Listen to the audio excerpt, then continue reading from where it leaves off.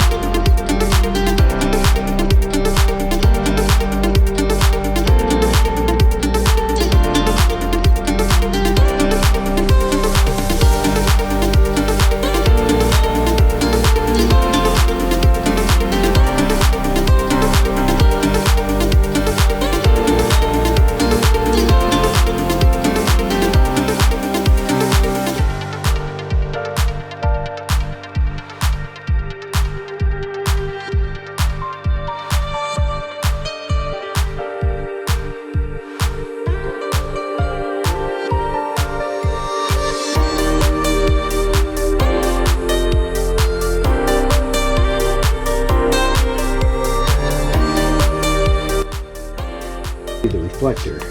This is a little trickier because I got there's some shapes in here, angles I gotta get to. So first thing I'm gonna do is try to get out any kind of, just using my nail.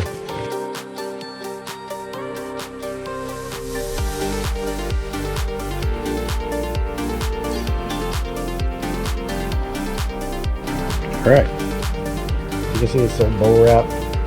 I just cut one section and it deflated. This kind, it's set up that way, so if you cut one side it deflates. So deflated, it works really well as a blocker.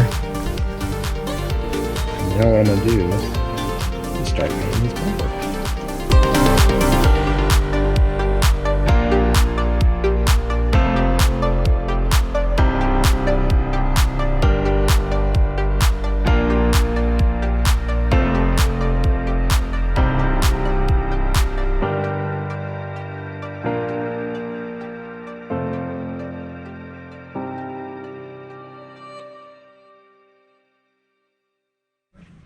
All right, the painting is complete as far as I can tell right now. I'm going to leave it like this until it totally cures, and then when it cures I'll be able to see if there's any spots that I missed. How even does this look? Right now it looks like there's some stripes and stuff, but that is just because some of the paint's more dry than the other part of the paint. So where it's a little thicker, it's more wet, and it looks a little darker. So it really needs to cure before I can really take in if I've missed anything. And once I do that, I'm gonna leave, I can touch it up. So I'm gonna leave this on until later when I know this is dry, and then I can touch up what I need to touch up. So far it's looking good. Oh yeah, look at this. Looking good.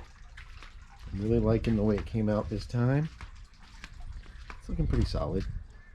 It still, has a little couple spray paint marks. When you get certain angles, you can see a little bit of, some different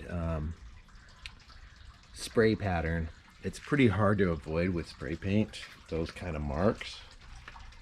But once you start driving the vehicle and it gets other marks on there, water spots, and those will disappear. And actually they'll calm down a little bit over time too.